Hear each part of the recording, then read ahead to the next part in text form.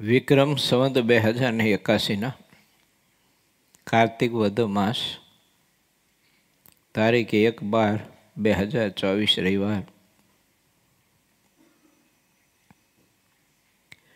આજની કથાનું સ્થળ શ્રી સ્વામિનારાયણ સંસ્કારધામ ગુરુકુલ ધાંગધ્રા રૂપાળા ઘનશ્યામ મહારાજની સાનિધ્યમાંથી આજની કથા પ્રસ્તુત થઈ રહી છે. વાલા ભક્તો, આજે આત્મીય સભાનો પવિત્ર દિવસ છે. આપ સમગ્ર સંતો, પાર્ષદો, સાધકો અને હરિભક્તો ખૂબ શ્રદ્ધાપૂર્વક પ્રતિમાસે યોજાતી આ પવિત્ર આત્મીય સભાનો ઘણો બધો અનેરો લાહવો લઈને આપણા જીવનમાં પરમાત્મા જે કંઈ વળાંક લાવવા માગે છે તે બધા વળાંક લઈને મહારાજની નજીક જવા માટેની જ્યારે યાત્રા કરી રહ્યા છો અને નજીક જઈ રહ્યા છો ત્યારે વધુને વધુ નજીક જવા માટેનો આપણે સૌ કોઈ પ્રયાસ કરીએ. કારણ કે આ લોકના બધા કારણો એ બધા દુઃખરૂપ, નાશવંત, ક્ષણિક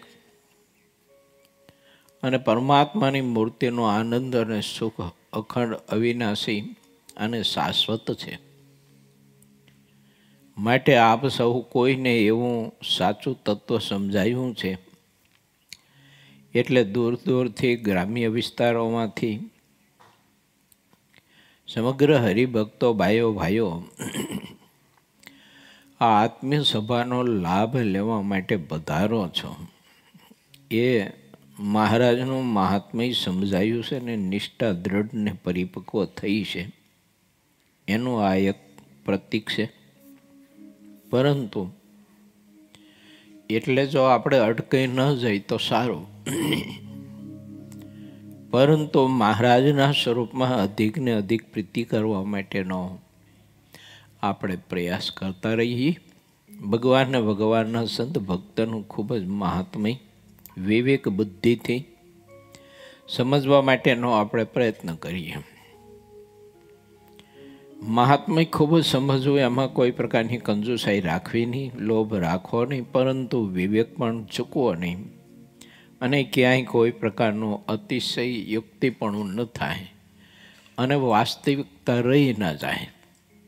આ બંનેનો વિચાર બેલેન્સ રાખીને ભગવાનના ભક્તનું મહાત્મય સમજવું જરૂરી છે. શા માટે? તો કે ભગવાનના ભક્તનું મહાત્મય હોય તો એને પરમાત્માની નજીક જવામાં વધુને વધુ બળ અને શક્તિ પ્રાપ્ત થતી હોય છે. કેવળ પોતાના પુરુષાર્થ અને સાધનથી પરમાત્માની નજીક જવું તે માર્ગ ઘણી વખત આપણા માટે બહુ જ અતિ કપરો અને કઠિન થઈ પડતો હોય છે. પણ ભગવાનને, ભગવાનના સંત ભક્તનો રાજીપો જો આપણા ભેળો હોય તો તે પ્રભુની નજીક જવા માટે અંતર્મુખ વૃત્તિ કરીને પ્રભુને વધુને વધુ ભજવા માટે અને મહારાજની મૂર્તિનું ધ્યાન ભજન કરવા માટે આત્માને સરળતા પડતી હોય છે અને ખૂબ જ વેગ અને ગતિ પ્રાપ્ત થતી હોય છે.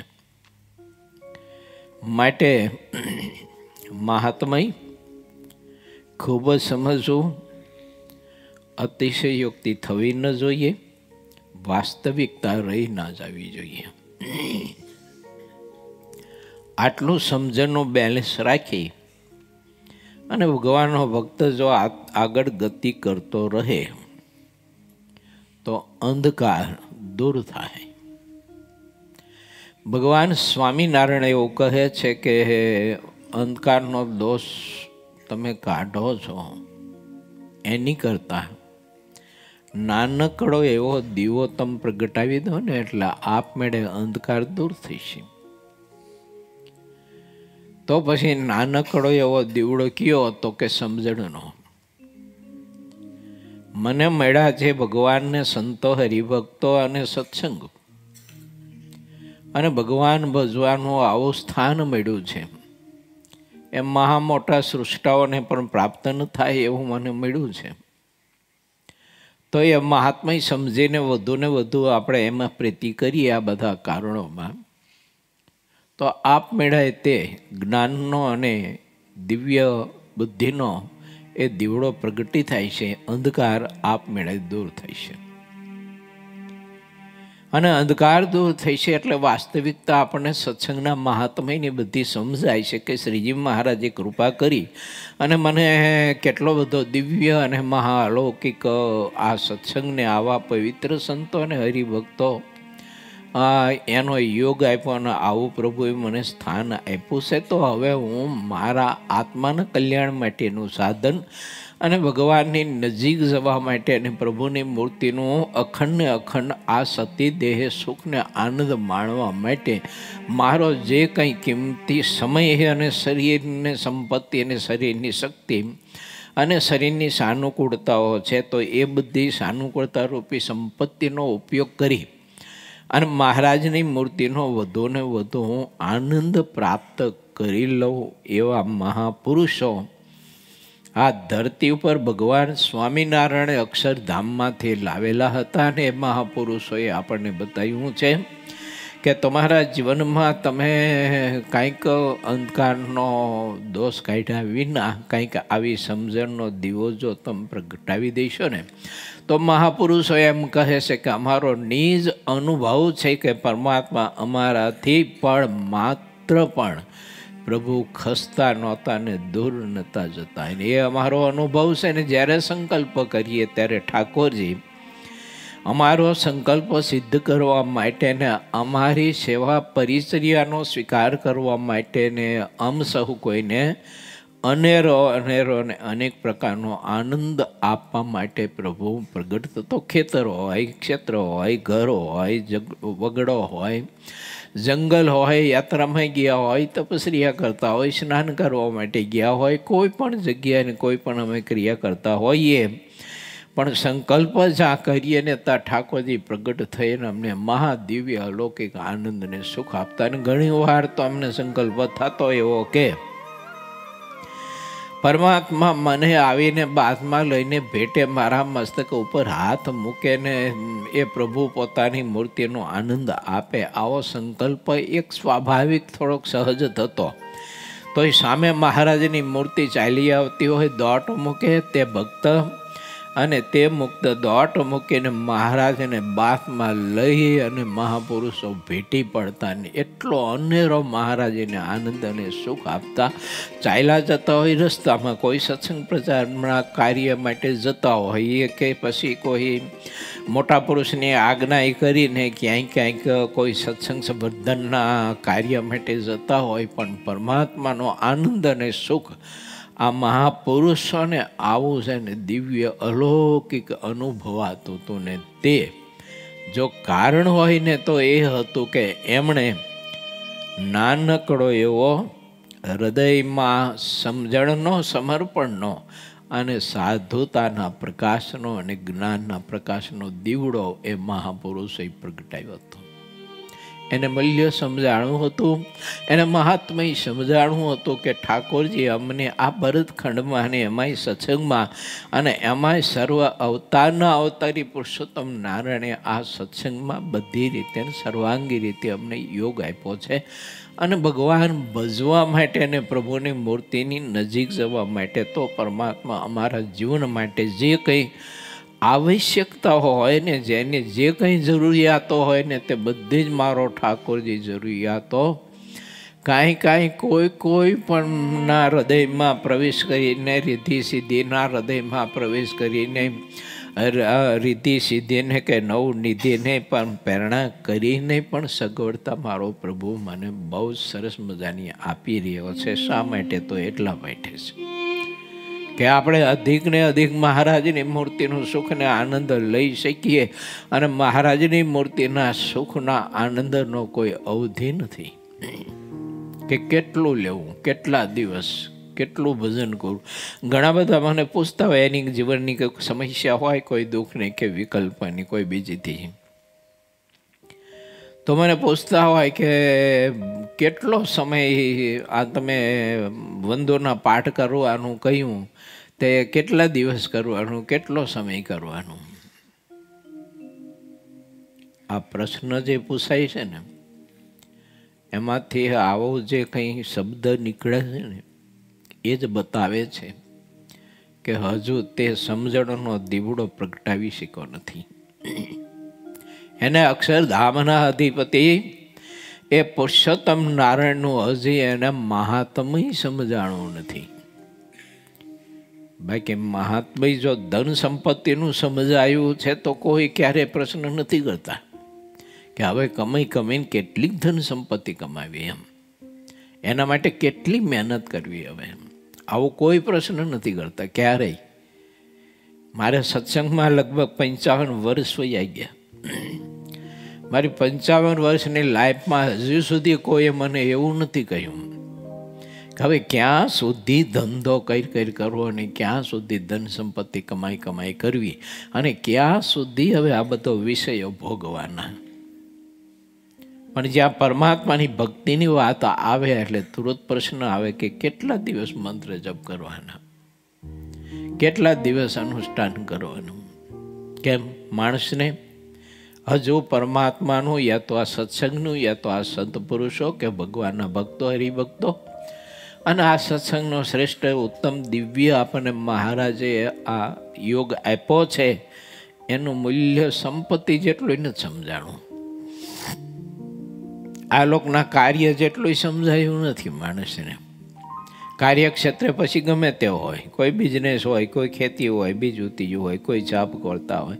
જોબ કરતા હોય એને કોઈ દિવસ હજી સુધી મને પ્રશ્ન નથી કર્યો ક્યાં સુધી હવે આ જોબ કરવી, એમ કેટલો સમય કરવી, એમ આવા પ્રશ્ન કોઈ નથી થતો. અને પરમાત્માની ભક્તિ કરવા માટેનું જ્યારે આપણે કહીએ તો તુરંત જ પ્રશ્ન થાય. હજી નિયમ આપણે આપ્યું ના હોય, ખાલી ભૂમિકા જ માનતા હોય નિયમ આપવાની, અને તા તો તરત જ પ્રશ્ન મૂકી દે કે તમે નિયમ તો આપશો પણ એ કેટલા દિવસ કરવું પડશે, કે એ ભજન ધ્યાન અનુષ્ઠાન કેટલા દિવસ કરવું પડશે. આ આપણી ઘોર અજ્ઞાનતા અને પરમાત્માનું મહાત્મય નથી સમજાયું તેનું આ એક પ્રતીક છે. માટે વાલા ભક્તો, ભગવાન સ્વામિનારાયણે કૃપા કરીને આપણને સહુ કોઈને આવો જ્યારે પરમાત્માને પામી જવા માટેનો અવસર આપ્યો છે ત્યારે આપણા જે કંઈ પરમાત્માએ સમય આપ્યો છે ને તો એનો કોઈ દિવસ આપણે ખોટો દુરુપયોગ 1 સેકન્ડનો પણ ન કરીએ.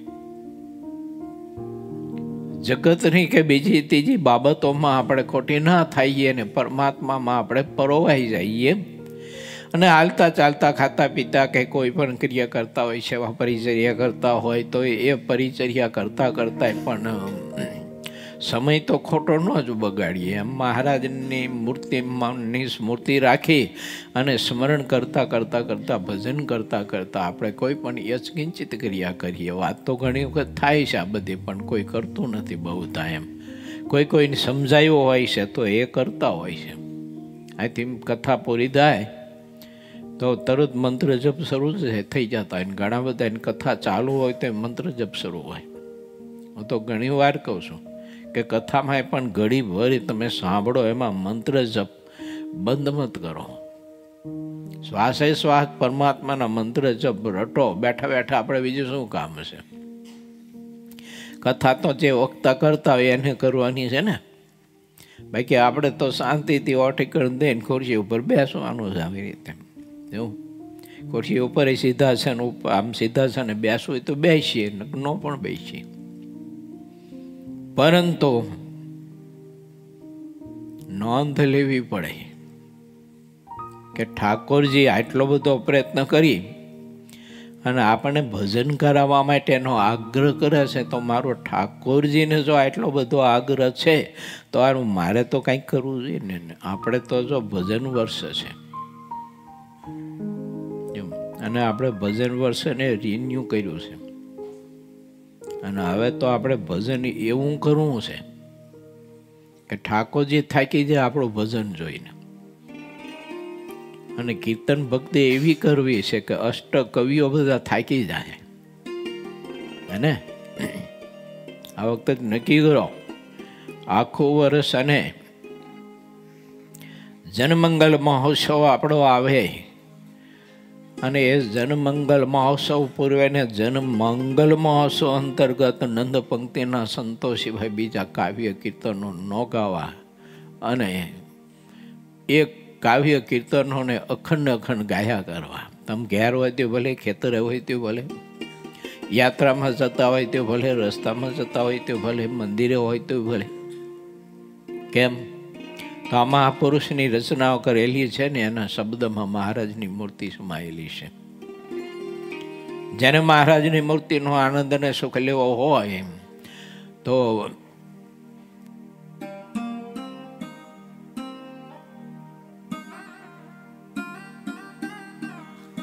આપણે બધા વિચારીએ એમ. અત્યારે નયન ભગતે સરસ મજાની પદાવલી આપણા કર્ણ પ્રદેશ ઉપર મૂકી. કેટલા અદ્ભુત મહાપુરુષોના શબ્દ છે ને શબ્દે આપણે મહારાજની મૂર્તિનો અનુભવ થાય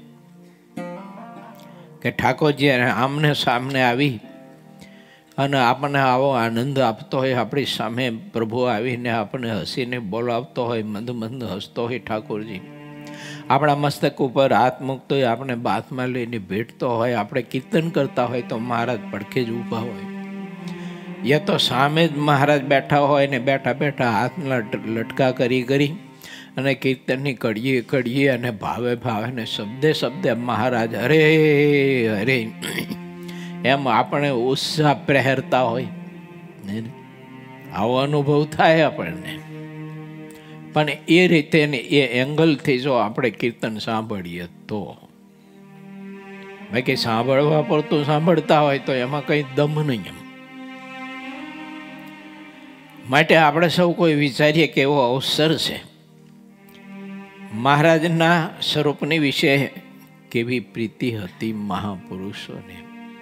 એ અનંત મહારાજના મુક્ત પુરુષો પૈકીના સદગુરુ શ્રી પ્રેમાનંદ સ્વામીનો આજે અક્ષરવાસ છે ગઢપુર ધામમાં. વિક્રમ સંવત 1911 કારતક વદ અમાસ. પ્રેમાનંદ સ્વામીએ આપણને બહુ અદ્ભુત પરમાત્માના સ્વરૂપની વિશે પ્રીતિ કરવા માટેની પદાવલીઓ બહુ ઘણી બધી આપી છે ને, કે જે પદાવલીઓને ગાય અને સાંભળીને કાંઈક ભક્તોના હૃદયમાં મહારાજની મૂર્તિ જેમ સપૈયામાં ધર્મદેવ અને ભક્તિ માતાના ભવનમાં પ્રગટ થયા ને એ રીતે પ્રગટ થતી હોય. મહારાજ જેની પદાવલીઓ સાંભળી અને એને વારી જતા હોય અને મહારાજ કહેતા હોય કે આવી જ એને ભગવાનની મૂર્તિની સ્મૃતિ હોય તે પુરુષને તો ઊભા થઈ અને જાણે અમે દંડવત કરીએ ને તો કેટલો ભાવ મહારાજને પણ એ પદાવલી સાંભળી અને કેટલો બધો પ્રગટ થયો હોય છે. વિચાર તો આપણે કરીએ ને તો આ પદાવલીઓને કીર્તનો એના શબ્દમાં મહારાજનો રાજીપો અને મહારાજની મૂર્તિ કેટલી બધી અંદર રસ ભરેલી સમાયેલી છે. એને માણવા માટેનો પ્રયત્ન કરીએ. અલા બીજું આપણે જાણી શું કરવું.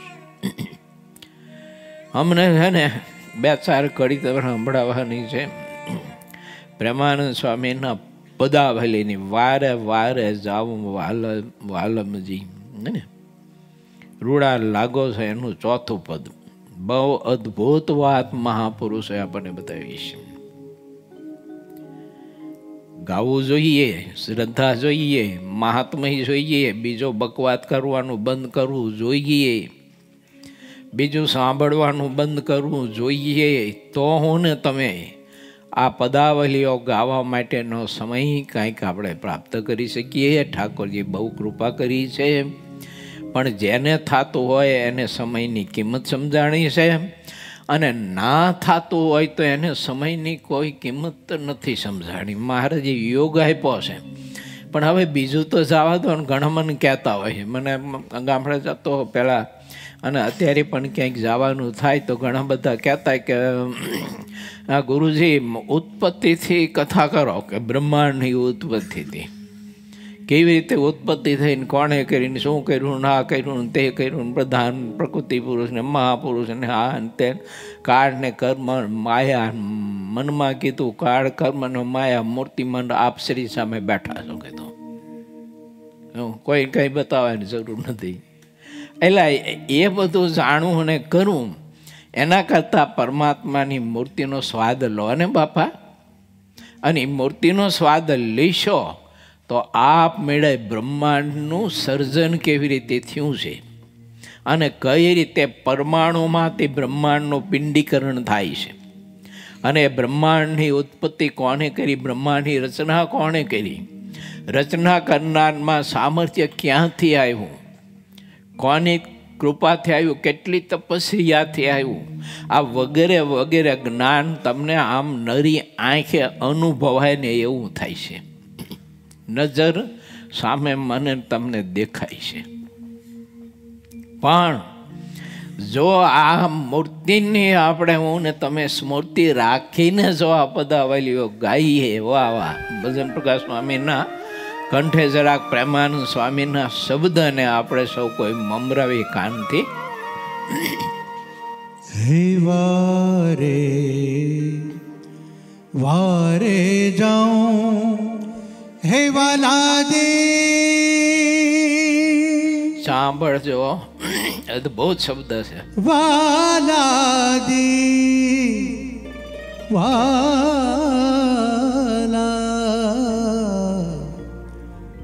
હે વારે વારે જાઉં વાલાજી તારે વારણે રે, હે વારે વારે જાઉં વાલાજી પિયુજી વાલાજી તારે વારણે રે, હે વારે વારે જાઉં.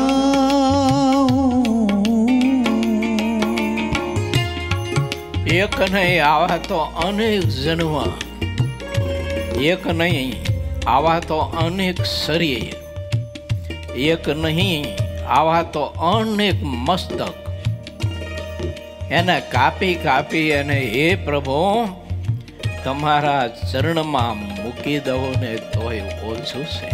કેમ તો કોણ આપણને મળ્યા હે? આદિ પુરુષ ઈશ્વર અવતારી,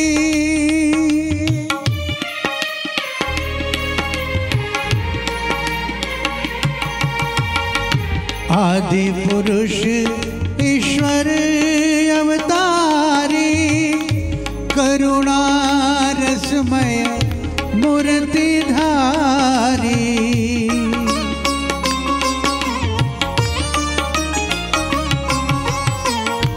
કરુણા કરુણા કરુણા, ઓ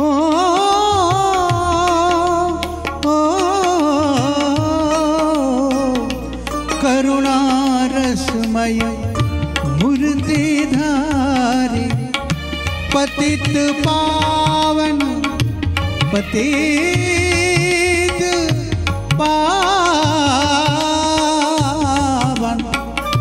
પતિત પાવન પ્રગટ્યા જ અમકારણે રે, હે વારે વારે જાઉં વહાલાજી તારે વારણે રે, વારે વારે જાઉં.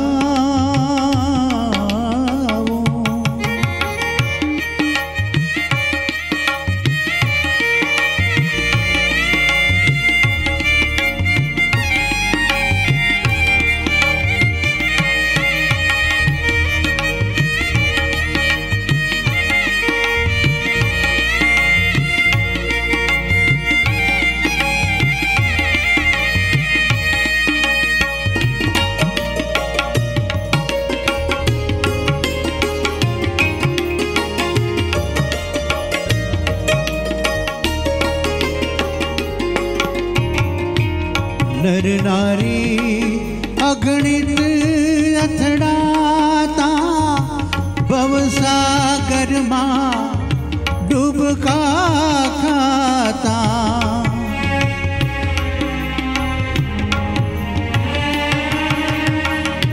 नर नारी अगणित અથડાતા ભવસાગરમાં ડૂબકા ખાતા ભવસાગરમાં ડૂબકા ખાતા બળવંત બાહ્ય ગ્રહીને કર્યા બારણે રે હે વારે વારે વારે જાઓ વહાલાજી તારે વારણે રે હે વારે वारे जाओ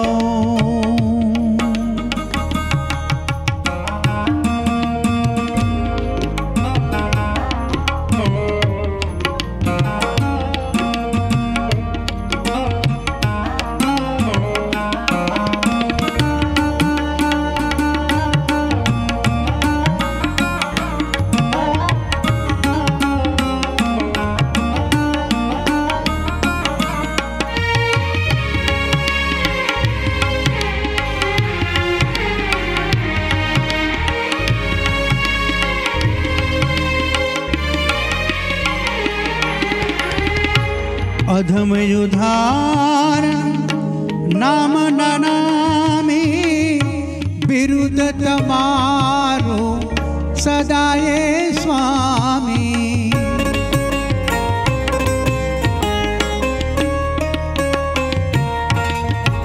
अधम युधारण नाम नामे बिरुद तमारो सदाये स्वामी कीधु साध्य कड़ी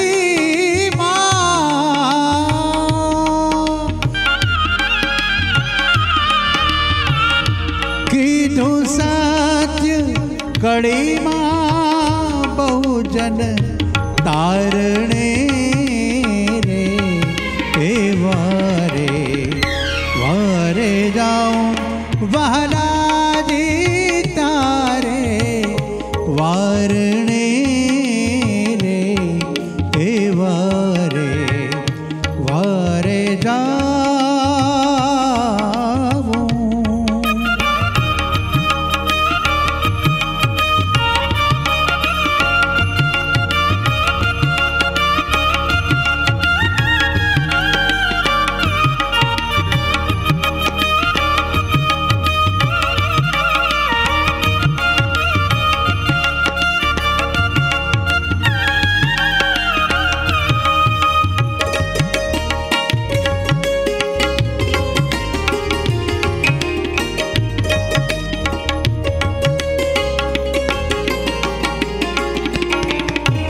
મળિયા પુરુષોત્તમ એમ જાણી અચળ આશરો પુરમાયાણી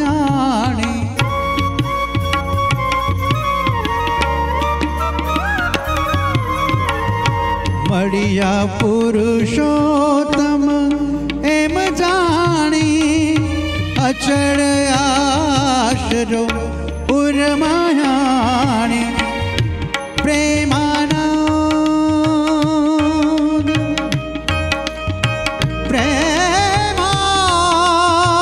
प्रेमानंद प्रेमानंद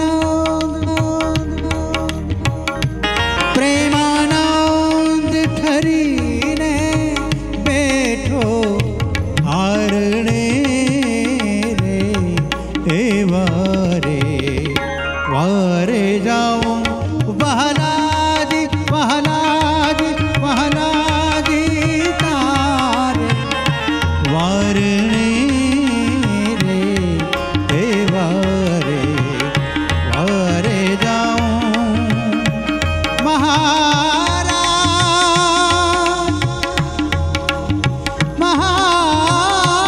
महाराज श्याम पिया ओ पिया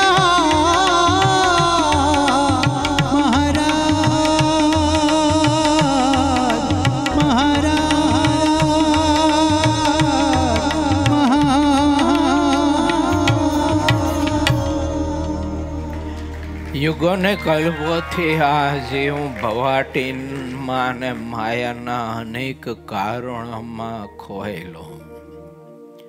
છોકરો ભગવાનની કૃપા છે ને આપણા બધા જ ઉપર બહુ જ છે, અઢળ કૃપા છે. હવે જો મહાત્મય સમજીએ આપણે, એને મહાત્મય સમજીને જો આ પરમાત્માની ભક્તિ જો આપણે કરી લઈએ તો આત્મા ભવાટીમાંથી મુક્ત થઈ જાય. ખબર નહીં કેટલા કાળથી ને યુગોથી આત્મા પરમાત્માથી વિખોટો થઈ અને માયાના ભવ ભટકણમાં, આ જગતના ભવ ભટકણમાં પોતાનામાં રહેલા વિકારો માયારૂપી એના ભટકણમાં યુગોના યુગોને કલ્પોના કલ્પોથી એમના ભયમાં જ કર્યો. અને આ વખતે ઠાકોરજી કૃપા કરી તો આવો સત્સંગનો યોગ આપ્યો આપણને. આવા ભગવાન મેળા, આવા સાધુ મેળા, આવા હરિભક્ત મેળા, તમે જેવા વિદ્યાર્થીઓ બધા મેળા, કેટલો બધો શ્રેષ્ઠ યોગ છે. ખબર નહીં હવે આપણને જેમ છે તેમ મૂલ્ય કેમ નહીં સમજાતું હોય. માટે તમે જે રીતે હોય તે રીતે અને હું જે રીતે હોય તે રીતે અધમ, નીચ, અજ્ઞાની, આળસુ, પ્રમાદી વગેરે વગેરે દોસ્તી ભરેલા છીએ અમે. હે પ્રેમાનંદ સ્વામી, મુક્તરાજ ગુરુદેવ, અમારા જેવા અજ્ઞાની, અધમ, પાપી, દુષ્ટ, હરામી, કાંઈક અમારામાં દોષ બધા ભરેલાઓ મહારાજની નજીક આપ બહુ છો. અમારા વતી ઠાકોરજીને કૃપા કરો કે આટલો બધો શ્રેષ્ઠ ઠાકોરજી અમને સત્સંગનો યોગ આપ્યો છે તો પ્રભુમાં પ્રીતિ તમને જેવી હતી અને તમને જેવી છે એવી પ્રીતિ અમને પણ ભગવત સ્વરૂપમાં થઈ જાય અને અજ્ઞાનતા દૂર થાય. કંઈક થોડીક સમજણનો દીવો અમારામાં કંઈક પ્રગટ થાય. એવું કંઈક કૃપાનું ઈંધણ તમે જો અમને આપશો ને તો એ દીવો કંઈક અમને પ્રકાશ આપશે, તો એ પ્રકાશના આધારે અમે ગતિ કરી શકશું. આવું આપણે સૌ કોઈ આજે પ્રેમાનંદ સ્વામીના અક્ષરવાસના પવિત્ર દિવસે માગીએ. અને મોટા પુરુષ તો એવા હોય કે એની પાસે તમે જે માગો તે આપે, જે માગો તે આપે. માગવાવાળાની સમજણ ઉપર આધાર છે. ભગવાનનું સ્વરૂપ માગે તો એ આપે. આ લોકની રીતિ સિદ્ધિ માગો તો એ આપે. આ લોકની વિદ્યા માગો તો એ આપે. શાસ્ત્રનું જ્ઞાન માગો તો એ આપે. ત્યાગ વૈરાગ માગો તો એ આપે. આત્મનિષ્ઠા સમજણ આપો તો એ આપે. પરંતુ આપણે સૌ કોઈએ આ મહાપુરુષો એમ પાસે માગવા માટેનું કંઈક નક્કી તો કરવું જોઈએ કે શું માગવું એમ. અને માગ્યા પછી એમને આપ્યા પછી એમાંથી હું બદ્ધ થઈશ કે મુક્ત થઈશ, એ પણ થોડીક ભૂમિકા આપણે અગાઉથી માગ્યા પહેલાં વિચારી લેવી જોઈએ. કેમ કે ભગવાનને મોટા પુરુષ બહુ અતિ દયાળુ છે. માંગશો એટલે તુરત આપી દેશે. અને મળ્યા પછી દુઃખ દૂર થશે કે વધશે? વાસના ઘટશે કે વધશે? મહારાજ નજીક જાય છે કે પછી દૂર જાય છે કે નજીક આવશે, આ પહેલી ભૂમિકા આપણે પોતે વિચારી અને મહાપુરુષો પાસે આપણે માંગણી કરવી જોઈએ. અને એવું જો આપણે માગીએ તો પછી અઢળક સુખ આપી દે આપણને ભગવાનની મૂર્તિ. પ્રેમાનંદ સ્વામીની પદાવલી છે ને, તમારી મૂર્તિ વિના મારા નાથ રે બીજું મને આપશો. એ આપણને માગતા શીખડાયું કે અક્ષરધામના અધિપતિ પુરુષોત્તમ નારાયણ મળ્યા છે તો એલા માગતા શીખજો પાછા. આ લોકના લોચા ન માગતા, આ લોકની સંપત્તિ ન માગતા, ઐશ્વર્ય સામર્થ્ય ન માગતા. એમાં કંઈ માલ નથી. મોટા મોટા પુરુષો કોઈ કદાચ તપસ્યા કરી અને એ બધું માગ્યા પછી એને પણ પશ્ચાતાપ થયો કે હારું આવું તે ચા માગી બેઠો હું. હવે એક જન્મ આરો તો બધો આમને મારો એળઈ ગયો. એટલે એ મહાપુરુષે પછી આયુષ્ય લાંબી હતી ને તો હંકેલો વહેલો કર્યો અને દેહ પાડી દીધો. બીજો પછી જન્મ ધારણ કર્યો, બીજો જન્મ ધારણ કરી અને પછી જે મંડી પડે એવી સમજણ દ્રઢ કરીને કે પરમાત્માની મૂર્તિના સુખ સિવાય બીજું કશું માગવું નહીં. એમ છે ને વડનગરના ઈશ્વરચરણ સ્વામીનો ઇતિહાસ છે, પ્રસંગ છે મારા બાપ. જો પછી નક્કી થયું કે આ તો આરું બધું બફાય છે. એમ મહારાજની મૂર્તિ સિવાય હવે કશું જ કાંઈ નહીં. એમાં જોડાવું, એનું ધ્યાન કરવું, ભજન કરવું, એમાં પ્રીતિ કરવી, એમાં સ્નેહ કરવો, આ સિવાય બધું જ નરું નકામું છે, ખોટું છે. મને તમને મનાય તોય ઠીક છે, ન મનાય તોય ઠીક છે. બહુ અદ્ભુત વાત છે. ચાલો હવે સાગર કથામાં આપણે પ્રવેશ કરીએ. શ્રીજી મહારાજે 68ના વચનામૃતના આધારે બહુ અદ્ભુત સદવિચાર આપ્યો. પરમ દિવસની કથા હતી. મહારાજ કે આ સત્સંગનું મૂલ્ય એટલું બધું છે, અમૂલ્ય સત્સંગનું મૂલ્ય છે. એ અમે તમને સત્સંગને આ બધું જ સુખ આપ્યું છે, સત્સંગ આપ્યો છે. એના માટે મહારાજ કે અમે બહુ તપસ્યા કરી છે અને અમને અતિ વહાલા જે પરમહંસો હતા કે અમારા હૃદય કરતાં પણ જે અમને પ્રિય હતા એ પરમહંસોને પણ અમે બહુ તપ કરાવ્યું તમને આ સત્સંગ મળે એટલા માટે.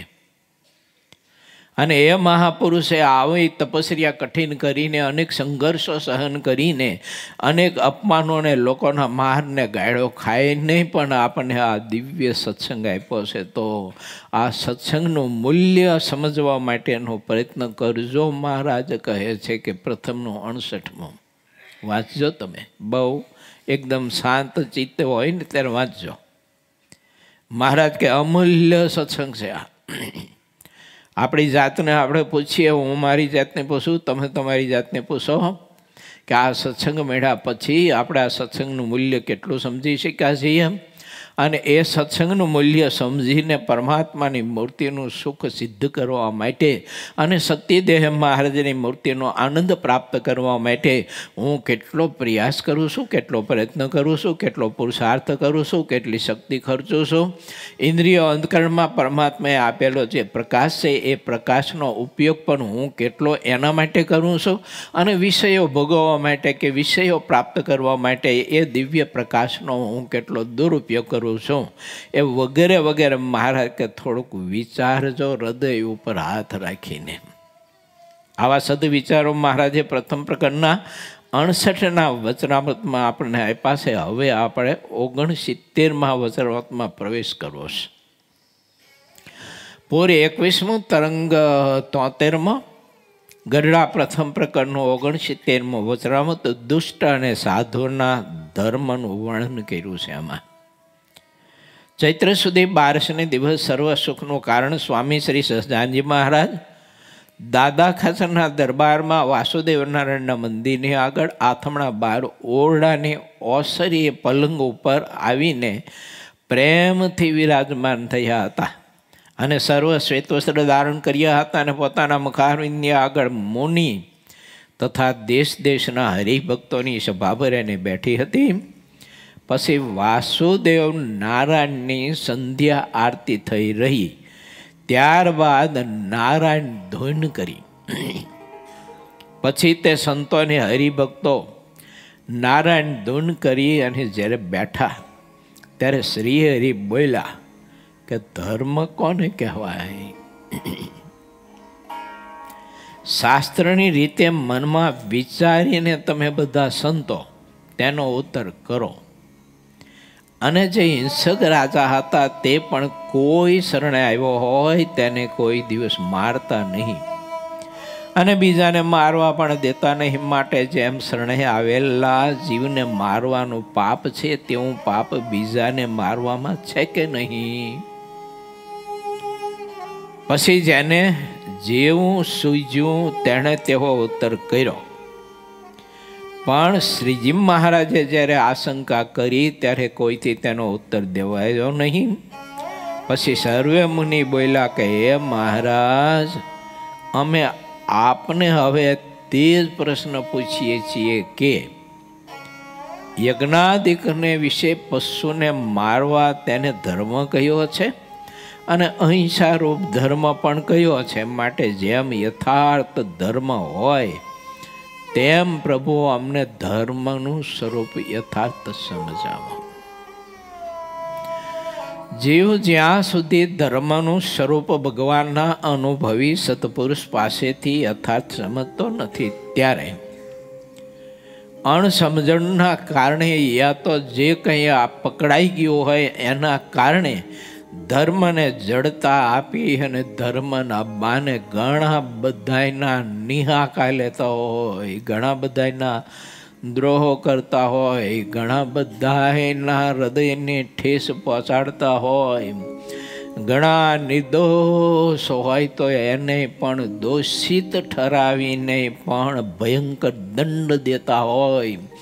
આવી બધી આ સૃષ્ટિ ઉપર અજ્ઞાનતાના કારણે ધર્મનું મોરું પહેરી અને આ સૃષ્ટિ ઉપર એ બધી પ્રવૃત્તિ કંઈક કોઈ પ્રદેશોમાં, ક્યાંક પરિવારમાં, કોઈ સમાજમાં અને ક્યાંક આવી બધી પ્રવૃત્તિઓ હતી ખરી અને પરિવર્તન એનું થતું હતું.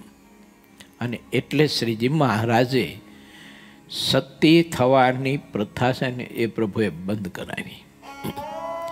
દીકરી દૂધ પીતી ના રિવાજો ભગવાન સ્વામિનારાયણે બંધ કરાવ્યા. એના માટે મહારાજ અને સંતોએ બહુ માર ખાધો, એના માટે બહુ અપમાનો સહન કર્યા અને એના માટે ઘણા બધા કષ્ટો અને દુઃખો સહન કર્યા. પતિવ્રતાનો ધર્મ એક એવો છે, એનું પ્રભુત્વ એવું છે કે જન્મથી 17-18 વર્ષની દીકરી થઈ હોય ત્યાં સુધીની એની લાઈફમાં એને કોઈ પુરુષને ક્યારેય કોઈ પણ વિકારની દ્રષ્ટિએ સ્વપ્નમાં પણ નિહાળ્યો ન હોય. વાગદાન થયા પછી અને 4 ફેરા ફર્યા પછી જેની સાથે 4 ફેરા ફર્યા હોય બહેનો, તે પુરુષ સિવાય આ ધરતી ઉપર એને બીજા પુરુષ ભાઈ, બાપ અને દીકરા સમાન માન્યા હોય. એનામાં પતિવ્રતાના પ્રભાવે એટલો બધો પ્રકાશ હોય ને પ્રભાવ હોય કે જ્યારે પતિનું મૃત્યુ થાય ને એનો અગ્નિ સંસ્કાર જ્યારે ચાલતો હોય ત્યારે આપ મેળાય તે સતીને પતિના વિયોગોની અંદર એટલી બધી આગ પ્રજ્વલિત થાય અને એના શરીરમાંથી આપ મેળાય આગ પ્રજ્વલિત થઈ અને શરીર ભસ્મીભૂત થઈ જતો. તો આને કહેવાય સતી. આને કહેવાય સતી. પાર્વતીજીના જીવનનો ઇતિહાસ છે. ભગવાન ભોળાનાથનું જ્યારે પિતા દક્ષ પ્રજાપતિના યજ્ઞમાં જ્યારે અપમાનિત સ્થાન જ્યારે જોયું અને ત્યારે સતીને બહુ લાગી આવ્યું એટલે એના પગના અંગોઠામાંથી અગ્નિ પ્રગટ થયો છે અને સતીનું શરીર ભસ્મીભૂત થયું છે. ભાગવતજી આદિ બધા જ ગ્રંથોમાં ભગવાન વ્યાસજીની કલમે આ સતીનો સાચો સતી થવાનો રિવાજ, યા તો સતી જે થાય છે તો એનું સતીત્વ, એનું દર્શન આ મહાપુરુષે કરાવ્યું છે. પરંતુ પરંપરામાંથી પછી એવી જડતા પકડાણી કે પતિ મરી જાય એટલે પત્નીને મૃત્યુ એને પછી થવું જોઈ સતી. એમ ઓલી બિચારી ટીટોડીની જેમ ટળવડતી હોય તો બધા એના બાવડા પકડીને ચોટલો ખેંચીને ઢસડીને એવી બળજબરીથી ઓલી ચિત્તા બળ આકાશને આંબી જાય એવી બળતી હોય, અને એ ચિત્તામાં 2-5 માણસો યુવાનો કે જે બળવાનો હોય પકડીને એને બિચારીને પથ્થરની જેમ ઘા કરી અને બળબળ બળતા અગ્નિમાં નાખી અને બાળતા હતા. લોકોને ધર્મના મૂળ તત્વની કે ધર્મના સ્વરૂપની ખબર નથી. ધર્મ તો મારા બાપ કરુણા, પ્રેમ અને દયાથી નીતરતો ધર્મ છે. ધર્મમાં કોઈ નિષ્ઠુરતા નથી, ધર્મમાં કોઈ જડતા નથી, ધર્મમાં કોઈ નિર્દયતા નથી. પ્રેમ, કરુણા, સ્નેહ, દયા અને ભક્તિ, ત્યાગ ને વૈરાગ્યથી તો ધર્મનું સ્વરૂપ નીતરતું હોય છે.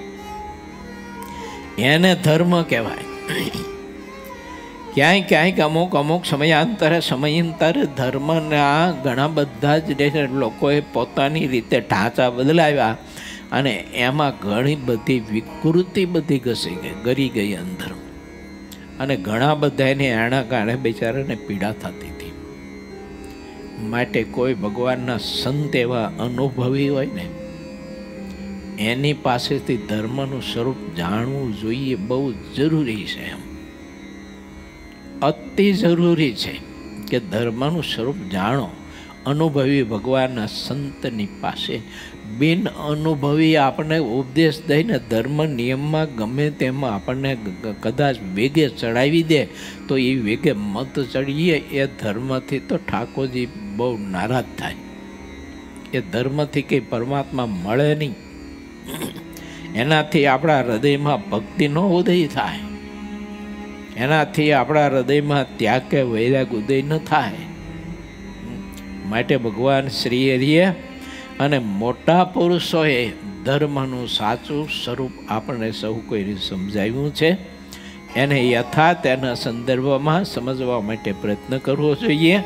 મહારાજે જ્યારે ધર્મનું સ્વરૂપ પૂછ્યું ત્યારે પરમહંસોએ પોતપોતાની રીતે એકાદ બીજાએ ખૂબ જ વિચારણા કરી, ચર્ચા કરી, અને અંતે પછી મહારાજને કહ્યું કે મહારાજ આપ જ અમને ધર્મનું સાચું સ્વરૂપ સમજાવો. ત્યારે શ્રી હરિ બોલ્યા, જે હિંસાયુક્ત જે ધર્મ કહ્યો છે તે તો ધર્મ, અર્થ અને કામ પરક છે, તથા તે રાજાનો ધર્મ છે. પરંતુ જેટલો અહિંસામય ધર્મ છે તે જ મોક્ષ પરાયણ છે. આવ્યું ને?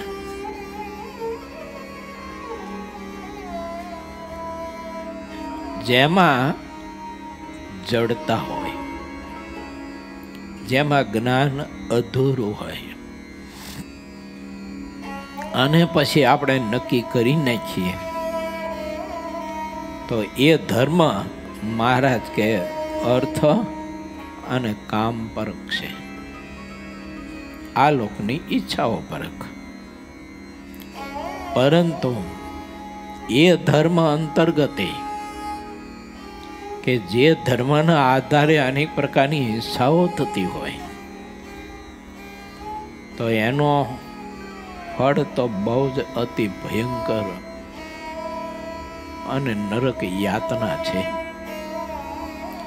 માટે ભગવાનના ભક્તએ વિચાર્યું, મહારાજ કહે છે કે અહિંસામય ધર્મ છે તે જ મોક્ષ પરાયણ છે.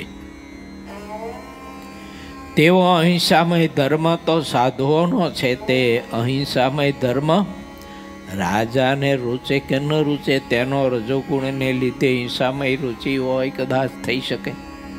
રાજા એને કહેવાય. પરિવારમાં જે મોભી હોય તો એને પણ રાજા કહેવાય. 2-5 માણસો 25 માણસો હોય અને એનું જે બધું વહન કરતો હોય તો એને પણ રાજા કહેવાય. કોઈ કોઈ ગામનો આગેવાન હોય અને એના આધારે ગામ લોકોના બધા કામ થતા હોય કે નિર્ણયો લેવાતા હોય તો એને પણ રાજા કહી શકાય. કોઈ કોઈ પ્રદેશ હોય, કોઈ ગામડાઓ હોય તો એનું જ્યારે વહન કરતો હોય તો એને પણ રાજા કહી શકાય.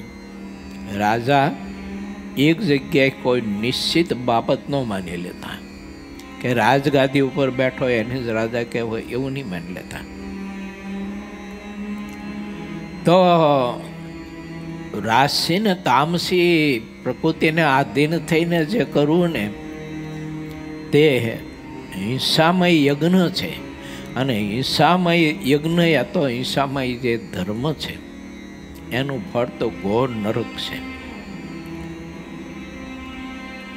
અને અહિંસામય જે ધર્મ છે તે સાધુઓનો ધર્મ છે, જેનામાં સાધુતા હોય. ક્યાં સાધુતાના ગુણ? તો કે દયા, પ્રેમ, કરુણા, સ્નેહ, ભક્તિ વગેરે વગેરે. એ સાધુનો ધર્મ છે અહિંસામય. હવે વિચાર કરો કે અહિંસામય ધર્મ જો હૃદયમાં હોય, કોઈ અબોલ જીવને પરમાત્માની પ્રકૃતિના અને પરમાત્માની પ્રકૃતિની સમૃદ્ધિનો આનંદ જે માણતા હોય અબોલ પ્રાણીઓ, અને એની માણસ ક્રૂરતાથી હિંસા કેવી રીતે કરી શકે? કેમ કે ધર્મ છે તો એમાં દયા છે, એમાં પ્રેમ છે, સ્નેહ છે. કીડી જેવા જીવને પણ દુભાવતા તો એનું હૃદય થરથર ધ્રુજતું હોય અને એને ધર્મ કહેવાય. હિંસામય જે ધર્મ છે તે તો વ્યવહારિક છે, તે કલ્યાણનો માર્ગ નથી, પણ અહિંસામય ધર્મ જ કલ્યાણકારી છે. માટે જે મોક્ષ ભાગીગ્રસ્ત અથવા ત્યાગી હોય તે તો અહિંસા રૂપ ધર્મને જ ગ્રહણ કરે છે. જેમ ઉપરીચર વસુ નામે રાજા હતા, તે રાજ્યમાં રહેતા તો પણ અહિંસામય ધર્મને વિશે રહ્યા હતા. માટે સાધુએ તો મન, કર્મ, વચને કરીને કોઈનું ભૂંડું ઈચ્છવું નહીં અને કોઈ વાતનો અહંકાર રાખવો નહીં. આ સાધુ થયા તેથી સર્વના દાસાનું દાસ થઈને રહેવું. અને ક્રોધે યુક્ત જે પ્રકૃતિ તે તો દુષ્ટનો ધર્મ છે. અને જેટલું શાંત સ્વભાવે વર્તાય તે જ સાધુનો ધર્મ છે. જેને હૃદયમાં સાધુતા ધારણ કરી હોય અને સાધુ કહેવાય. કેવળ કપડાથી કે આશ્રમથી તમે સાધુ નહીં માની લો. જેને હૃદયમાં સાધુતા પ્રાપ્ત કરી હોય, ધારી હોય, તેને સાધુતા કહેવાય ને એનો આ ધર્મ છે કે જીવ પ્રાણી માત્ર ઉપર અતિશ દયા, કોઈનું ભૂંડું ઈચ્છે નહીં, શત્રુને ન ઈચ્છે. એને પારાવાર દુઃખી કર્યા હોય, બહુ માર માર્યો હોય. નિષ્કુળાન કાવ્યમાં ધીરજાખ્યાનમાં નિષ્કુળાન સ્વામીએ ઘણા બધા જ એવા સાધુતા દિલની કથાઓ લખી છે, ઘણી બધી એવી લખી છે. માટે વિચારવું, દાસાનો દાસ થઈને દિન થઈને રહેતો હોય, મારા તમારાથી દાસાનો દાસ ને દિન થઈને સત્સંગમાં રહેવાતું હોય તો સમજો કે આપણામાં સાધુતાના ગુણ આવ્યા છે. બાકી બીજું કોઈ જગત સમાજ આપણને સાધુ કહેતા હોય, ઓહો સ્વામી તમારું દર્શન થયું ત્યારે એમ થઈ ગયું કે જાણે બ્રહ્માનંદ સ્વામીનું દર્શન થયું, તમારો વૈરાગ ને ઓહો તમારો ત્યાગ ને જાણે નિષ્કુળાન સ્વામી જોઈ લો. આવું સમાજ કહેતા હોય તો એની પવિત્ર દ્રષ્ટિ છે, એની અલૌકિક દ્રષ્ટિ છે. પણ ભલા આપણે વિચારવું જોઈએ કે આપણે સત્સંગમાં કે કોઈ પાસે દિનના આધીન થઈને રહી શકીએ છીએ કે નથી રહી શકતા. ધ્યાન વજન આપણે કરીએ છીએ તો એનું કઈ માન કે ગુમાન આપણે કઈ પરેશાન તો કરતું નથી ને એનું અભિમાન. અને થોડુંક આપણું તળિયું મારે તમારે તપાસવું જોઈએ. કોઈ આપણને જ્યારે ગુણને કે આપણને કે આપણા પ્રકાશને કે સાધુતાને નવાજવા માટે કોઈ એવા પ્રશંસનીય શબ્દોનો પ્રયોગ કરતા હોય ત્યારે મારે તમારે પણ અંતર્મુખ વૃત્તિ કરી અને આત્માને સામું જોઈ અને સાધુતાનું દર્શન આત્માને વિશે કરવું જોઈએ કે આત્માને વિશે એ સાધુતાનો પ્રકાશ કેટલો પ્રસ્થાપિત થયો છે. કદાચ કોઈ એવું કહે કે જેને હજારો મનુષ્યને નીતિ નિયમમાં વર્તાવા હોય તેને તો સાધુતા ગ્રહણ કરીએ કેમ ચાલે? કાંઈક તો ડારો રાખવો જોઈએ. કેમ છે ડારાથી માણસો નિયમમાં વર્તે? હવે આ વાતનો ઉત્તર કરીએ છીએ. તમે સૌ સંતોએ આ સઘળી વાત સાંભળી છે કે યુધિષ્ઠિર રાજાનું હજારો ગામમાં રાજ્ય હતું તો પણ તેમણે સાધુતા રાખી હતી. જ્યારે માણસોને ડારો દેનારા તો ભીમસેન જેવા હજારો હોય તે તેને વારીએ તો પણ પોતાનું ધાર્યું કર્યા સિવાય રહેવાય નહીં. એવા તો બહુ જ છે. માટે તીખા સ્વભાવવાળાની તો કાંઈ ખોટ નથી. તેવા તો અપાર હોય છે પણ સાધુ થવું એ જ ઘણું કઠણ છે. કેમ જે સાધુતાનો ગુણ બહુ જ દુર્લભ છે. તે સાધુતા એટલે શું? તો કુબુદ્ધિવાળા મનુષ્યના વચન સહન કરવા તે સાધુતા છે. ઇતિ શ્રી સહજાનંદ સ્વામી શિષ્ય સિદ્ધાનંદ મુનિ વિરચિત શ્રી હરિચરિત્રામૃત સાગરના 21 પૂરમાં ગરડા પ્રથમ પ્રકરણનું 69મું વચનામૃત કહ્યું. એ નામે 70મો તરંગ સમાપ્ત થયો.